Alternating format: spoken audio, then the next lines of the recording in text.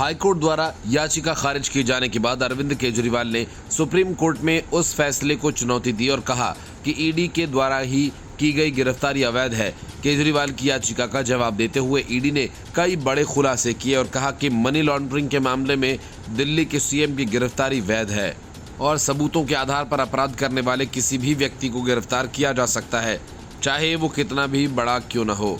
ED ने कहा कि सीएम को अरेस्ट करने से स्वतंत्र एवं निष्पक्ष चुनाव की अवधारणा का उल्लंघन नहीं हुआ। देश में 19 अप्रैल से लोकसभा चुनाव की शुरुआत हो चुकी है। आम आदमी पार्टी दिल्ली और पंजाब सहित कई अन्य राज्यों में चुनाव लड़ रही है। वो विपक्ष के इंडिया गठबंधन का हिस्सा है। दिल्ली शराब नीति में कथित घोटाले को लेकर मनी ट्रेल के मामले में ईडी ने चुनाव से ठीक एक महीना पहले यानी 21 मार्च को अरविंद केजरीवाल को अरेस्ट किया था और इस गिरफ्तारी को अवैध बताते हुए सीएम ने पहले दिल्ली हाईकोर्ट में याचिका लगाई थी, जिसे खारिज कर दिया गया था और अब इस पूरे मामले में सीएम द्वारा सुप्रीम कोर्ट का रुख किया गया है। सीएम की याचिका पर प्रवर्तन निदेशालय ने सुप्रीम कोर्ट में अपने हलफनामे में कहा कि सबूतों के आधार पर अपराध करने के लिए किसी व्यक्ति की गिरफ्तारी कभी स्वतंत्र और निष्पक्ष चुनाव की अवधारणा का उल्लंघन नहीं कर सकती, चाहे वह कितना भी बड़ा क्यों न हो। यदि उपरोक्त तर्क का स्वीकार कर लिया जाता है तो अपराधी राजनेताओं को गिरफ्तारी से छूट मिल जाएगी। ईडी ने अपनी बात रखते हुए कहा कि अरविंद केजरीवाल 9 बार तलब किए जाने के बावजूद जांच अधिकारी के सामने उपस्थित न होकर पूछताछ से बचते रहे। एजेंसी ने 700 से अधिक पन्नों के अपने जवाब में ये भी बताया कि घोटाले की अवधि के दौरान और घोटाले के समय केजरीवाल और मनीष सिसोदिया सहित 36 व्यक्तियों द्वारा कुल 170 से अधिक मोबाइल फोन व बदले गए नष्ट किए गए थे ताकि सबूतों को मिटाया जा सके। ईडी ने अपने हलफनामे में कहा कि केजरीवाल को दिल्ली हाई कोर्ट द्वारा अंतरिम राहत देने से इनकार करने के बाद ही गिरफ्तार किया गया था। जांच एजेंसी ने शीर्ष अदालत से कहा कि 9 बार समन जारी करने के बावजूद अरविंद केजरीवाल उनके सामने पेश न होकर पूछताछ से बच रहे थे। ईडी ने अपने जवाब में कहा कि केजरीवाल उन दलीलों को भी नकार रहे हैं जिसमें आरोप लगाया गया कि चुनाव के वक्त गिरफ्तार करके उन्हें चुनाव प्रचार करने से रोका जा रहा है और ये निष्पक्ष चुनाव की अवधारणा के खिलाफ है। केजरीवाल ने उन्हें ईडी द्वारा 9वां समन जारी किए जाने के मद्देनजर उच्च न्यायालय का रुख किया था, जिसे हाईकोर्ट ने वैध माना था। उस समन में उनसे 21 मार्च को ईडी के समक्ष पेश होने को कहा गया था। उसी दिन शाम में उन्हें ईडी ने गिरफ्तार कर लिया था। वह तिहाड़ में न्यायिक हिरासत में है। संघीय एजेंसी का आरोप है कि मामले में अन्य आरोपी आबकारी नीति तैयार करने के लिए केजरीवाल के संपर्क में थे, जिसे अब रद्द किया जा चुका है। वह भी आरोप है कि इस नीति के परिणाम स्वरूप आरोपियों को फायदा हुआ और इसके बदले उन्होंने आम आदमी पार्टी को रिश्वत दी थी। Bureau report, news of India. Calcutta high court को बिका हुआ बताकर ममता बनर्जी ने बड़ी मुसीबत मोल ले ली है। सीपीएम नेता विकास रंजन भट्टाचार्य की अपील पर हाईकोर्ट ने मामले को रिकॉर्ड पर ले लिया है। हाईकोर्ट के इस फैसले से टीएमसी में खलबली मच गई है। ममता बनर्जी की अदालत के बारे में लगातार की जा रही टिप्पणियों पर अधिवक्ता विकास रंजन भट्टाचार्य ने कलकत्ता हाईकोर्ट के मुख्य न्यायाधीश टीएस शिवगणनम की अध्यक्षता वाली खंडपीठ का ध्यान आकर्षित किया। उनका अनुरोध है कि अदालत को इस मामले में स्वतः संज्ञान लिया। विकास ने कहा कि आपराधिक टिप्पणियां की जा रही हैं, अगर कदम नहीं उठाए गए तो हर कोई कोर्ट पर हंसेगा। न्यायाधीश अपने निर्णय से कार्य करते हैं, लेकिन पूरा हाईकोर्ट बिक गया। ये टिप्पणी क्यों? कोर्ट का अपमान हो रहा है। मुख्य न्यायाधीश शिवगणनम और न्यायमूर्ति हिरण्यमय भट्टाचार्य की खंडपीठ ने कहा कि उस संबंध में एक हलफनामा दायर किया जाना चाहिए। असल में ममता बनर्जी ने पहले 2016 की एसएससी भर्ती को अवैध करार देकर रद्द करने के फैसले को चुनौती देने के अपने फैसले की घोषणा की थी। कलकत्ता उच्च न्यायालय की न्यायमूर्ति देवांशु बासाक और न्यायमूर्ति मोहम्मद शब्बर रशीदी की खंडपीठ ने 25,753 शिक्षक ग्रुप सी के ग्रुप डी के पदों की नौकरियों को रद्द करते हुए एसएससी साल 2016 की पूरी भर्ती प्रक्रिया को रद्द कर दिया था। ममता बनर्जी ने कलकत्ता उच्च न्यायालय की स्थिति पर भी असंतोष व्यक्त किया। बीरभूमि लोकसभा क्षेत्र के अंतर्गत बर्दवान के ग्लासी में तृणमूल उम्मीदवार के समर्थन में एक सार्वजनिक बैठक में ममता बनर्जी ने भाजपा के बारे में कहा कि उन्होंने अदालत खरीद ली है। मैं सुप्रीम कोर्ट के बारे में बात नहीं कर रहा हूं। सीबीआई ने खरीदा, बीएसएफ ने खरीदा। हालांकि उन्होंने कहा कि वो जजेस के बारे में कुछ नहीं कह रही हैं। विकास के अलावा भाजपा के वकील कौस्तुभ बागची ने भी मुख्य न्यायाधीश शिवगणनम को पत्र लिखकर मुख्यमंत्री के खिलाफ अदालत की अवमानना का मामला दायर करने का अनुरोध किया था। वकीलों के एक समूह ने कलकत्ता उच्च न्यायालय के ममता बनर्जी द्वारा उच्च न्यायालय के खिलाफ की गई टिप्पणियों पर स्वतः संज्ञान लेने का आग्रह किया। सीएम ने कथित तौर पर कहा था कि हाईकोर्ट बिक गया है।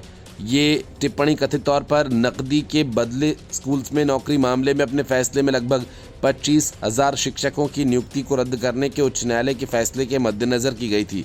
वरिष्ठ अधिवक्ता और सीपीएम नेता विकास रंजन भट्टाचार्य ने मुख्य न्यायाधीश टीएस शिवगणनम और न्यायमूर्ति हिरण्मय भट्टाचार्य की खंडपीठ से मुख्यमंत्री के खिलाफ उनके अवमाननापूर्ण बयानों के लिए कड़ी कार्रवाई करने का आग्रह किया।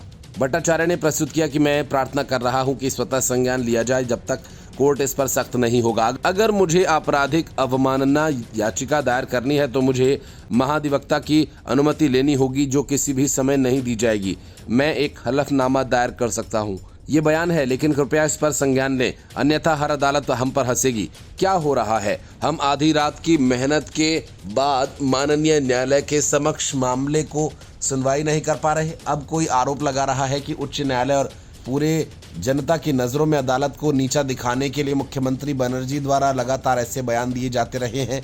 इस बीच कोर्ट ने पूछा कि क्या याचिका दायर की जा सकती है ताकि मामले में रिकॉर्ड पर कुछ हो। भट्टाचार्य ने आश्वासन दिया कि वे मुख्यमंत्री की टिप्पणी पर रिपोर्ट के साथ एक हलफनामा प्रस्तुत करेंगे। इस बीच 2 अन्य वकीलों ने मामले में याचिका दायर करने की मांग की। एक वकील ने भी एक अभ्यावेदन प्रस्तुत कर उच्च न्यायालय से आग्रह किया कि मुख्यमंत्री ममता बनर्जी के खिलाफ उनकी कथित दुर्भावनापूर्ण और अपमानजनक टिप्पणियों के लिए कार्रवाई की जाए। दोपहर में जब मामला उठाया गया तो अदालत ने याचिका दायर करने की अनुमति दे दी और मुख्यमंत्री की विवादास्पद टिप्पणियों पर भट्टाचार्य द्वारा प्रस्तुत मीडिया रिपोर्ट्स के रिकॉर्ड पर लिए जाने के बाद कोर्ट ने बताया कि आगे की कार्रवाई पहले से मामले से संबंधित सभी कागजात प्रशासनिक पक्ष की ओर से मुख्य न्यायाधीश के समक्ष रखे जाएंगे।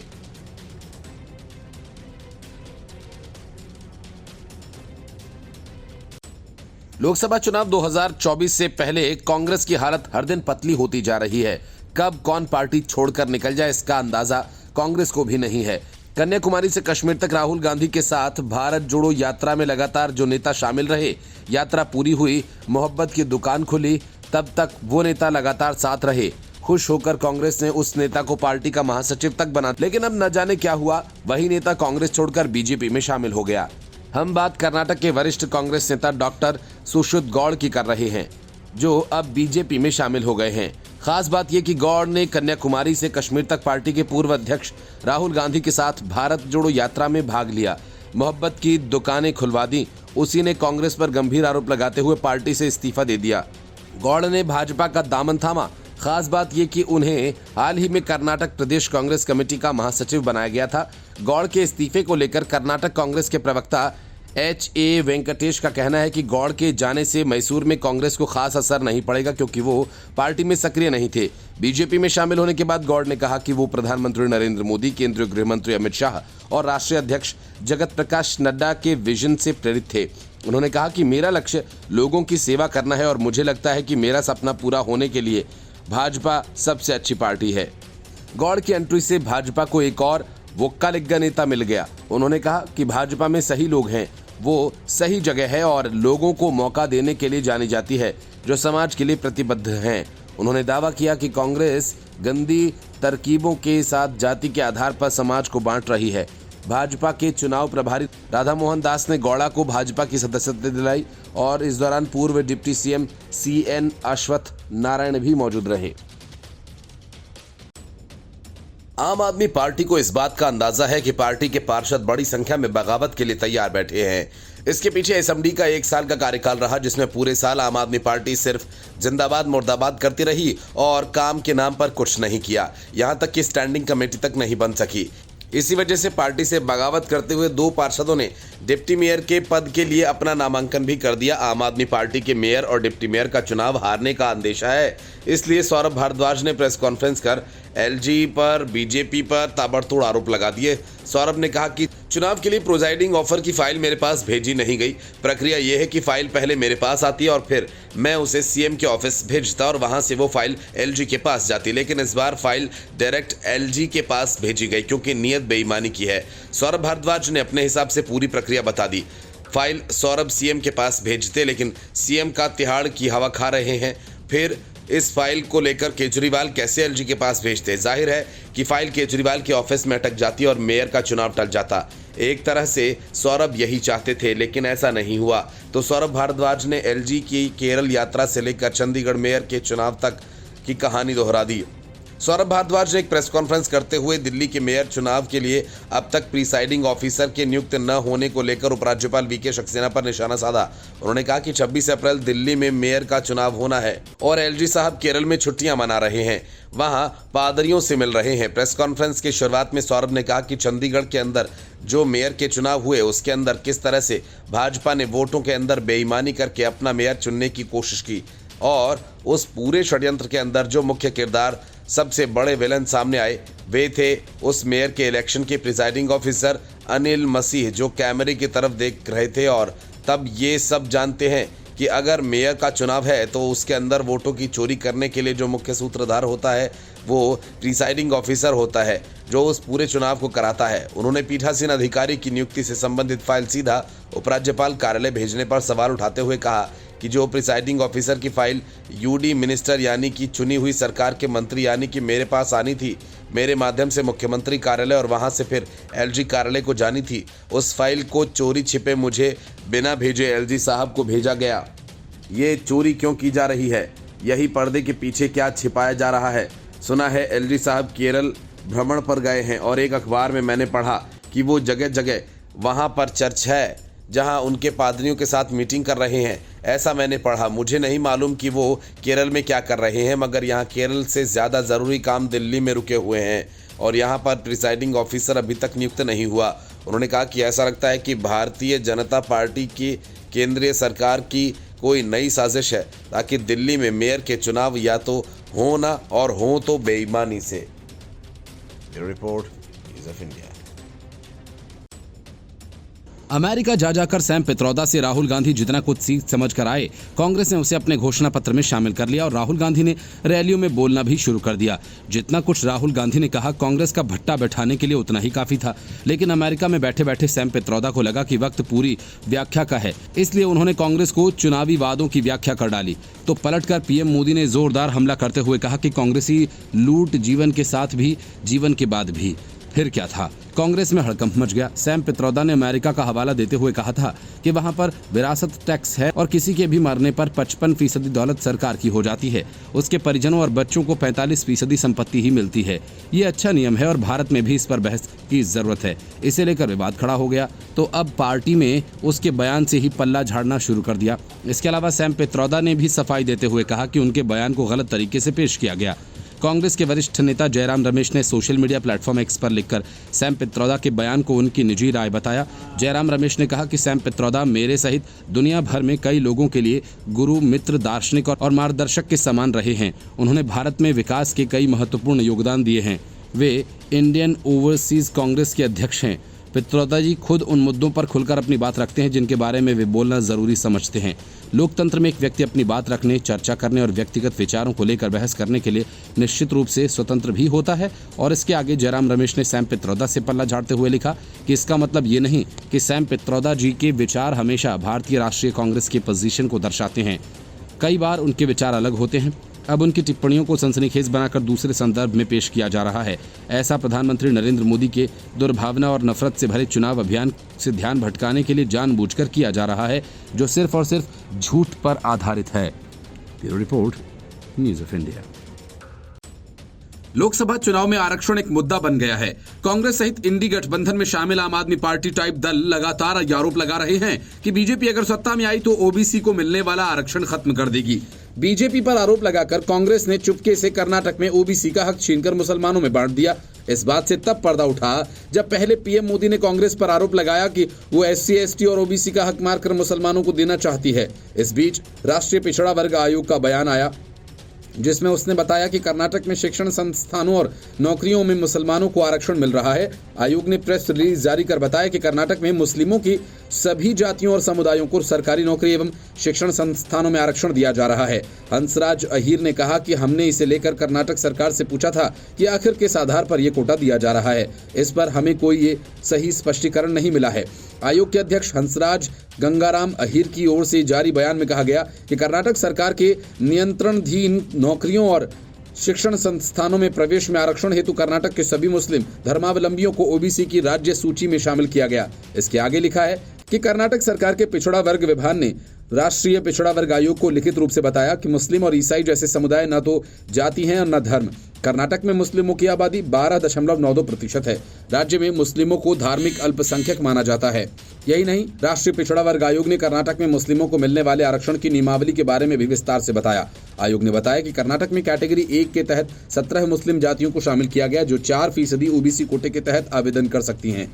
इसके बाद कैटेगरी 2A में 19 मुस्लिम जातियां शामिल हैं और कुल मिलाकर 393 जातियां सूची का हिस्सा हैं।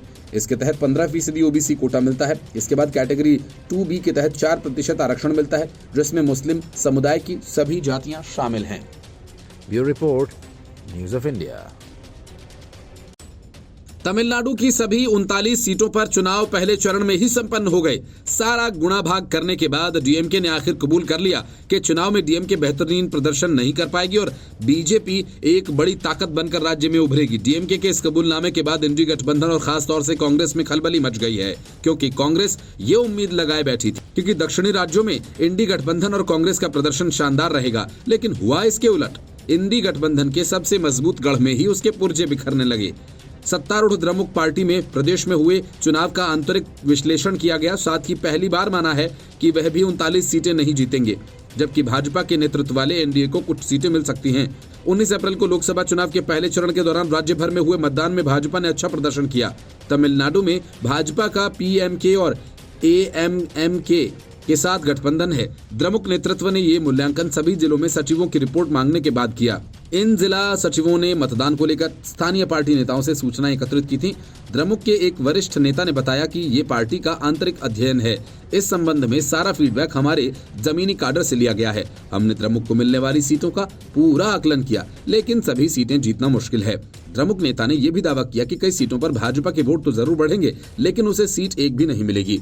उन्होंने कहा कि ज्यादातर सीटों पर लड़ाई द्रमुक और अन्ना द्रमुक के बीच रही है, जबकि 4 से 8 सीटों पर कड़ा त्रिकोणीय मुकाबला रहा। तमिलनाडु में सत्तारूढ़ और इंडी गठबंधन के घटक द्रमुक ने अपनी विश्लेषकों की टीम का हवाला देते हुए उनकी पार्टी ने अच्छा प्रदर्शन किया है, लेकिन एनडीए को भी अच्छी सफलता मिली है, क्योंकि धर्मपुरी और थेनी लोकसभा सीटों पर अच्छा प्रदर्शन हुआ, जबकि भाजपा ने तिरुनेलवेली और वेल्लोर सीटों के साथ ही कोयम्बटूर, कन्याकुमारी, विरुद्धनगर सीटों पर अच्छा प्रदर्शन किया।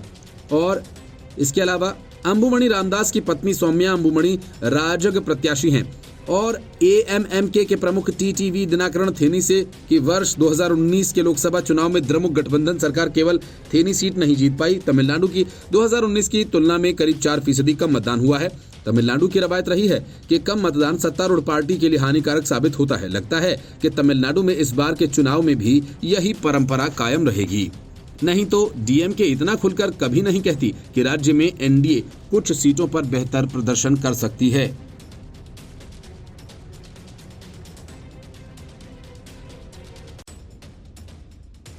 दिल्ली शराब घोटाला मामले में पकड़े गए मनीष सिसोदिया नहीं चाहते कि केंद्रीय जांच ब्यूरो के मामले में चार्ज फ्रेम करने पर अभी बहस शुरू हो। इसको लेकर सिसोदिया के वकीलों ने एक याचिका भी दाखिल की। मतलब कि सिसोदिया की मंशा साफ है कि वो चार्ज फ्रेम किए जाने के मामले को लटकाना चाहते हैं और इसे बहाना बनाकर जमानत हासिल करना चाहते हैं। मामले की सुनवाई के दौरान मनीष सिसोदिया के वकीलों ने अजीब हरकत की। वे बिना कोर्ट की इजाजत के कोर्ट रूम से बाहर निकल गए। वकीलों की इस हरकत से नाराज कोर्ट ने उन सब को कड़ी फटकार लगाई। आरोपियों के वकील ने जज से कहा कि हमने कोर्ट रूम से वॉकआउट नहीं किया था, हम उसके लिए माफी भी मांगते हैं। जज ने नाराजगी जताते हुए कहा कि हमने पहली बार इस तरह का बर्ताव देखा है। जैसे आपकी दलील पूरी हुई, आप सभी कोर्ट के बाहर चले गए। ये किस तरह का बर्ताव है? आप सभी कोर्ट के बाहर बिना कोर्ट की इजाजत लिए और कोर्ट को बिना बताए चले गए थे। इसके पहले सुनवाई के दौरान सभी आरोपियों की तरफ से याचिका दाखिल कर याचिकाकर्ता के वकील ने कहा, इस मामले की सुनवाई के दौरान जांच अधिकारियों ने कहा था कि मामले में जांच 3-4 महीने में पूरी हो जाएगी, लेकिन अभी तक मामले की जांच चल रही है। याचिकाकर्ता के वकील ने कहा कि कोर्ट ने अपने आदेश में कहा था कि अगर मामले की जांच के दौरान सीबीआई किसी को गिरफ्तार करती है तो चार्ज फ्रेम करने पर सुनवाई शुरू नहीं होगी। याचिकाकर्ता के वकील ने कहा कि कोर्ट के इस आदेश के बाद मामले में गिरफ्तारी हुई और 164 का बयान भी रिकॉर्ड किया गया। ऐसे में अभी मामले में चार्ज फ्रेम करने पर सुनवाई शुरू नहीं होनी चाहिए, लेकिन सिसोदिया के वकीलों की मंशा को भांपकर सीबीआई ने आरोपियों की इस याचिका का विरोध किया और कहा कि जितनी चार्जशीट दाखिल हुई हैं उसी पर हम बहस करेंगे। नई चार्जशीट पर या जो जांच जारी है उस पर अभी चार्ज फ्रेम करने पर कोई बहस नहीं करेंगे। कोर्ट ने कहा, अभी तक हमको आपकी याचिका की कॉपी नहीं मिली है। आपको समय से याचिका दाखिल करनी चाहिए थी ताकि आज आपकी याचिका पर सुनवाई हो सके। कोर्ट ने कहा, अगर आपने हाई कोर्ट में कोई याचिका दाखिल की है तो उसका आदेश दिखाइए। याचिकाकर्ता के वकील ने कहा कि हाई कोर्ट अभी याचिका सुनवाई के लिए नहीं आई है।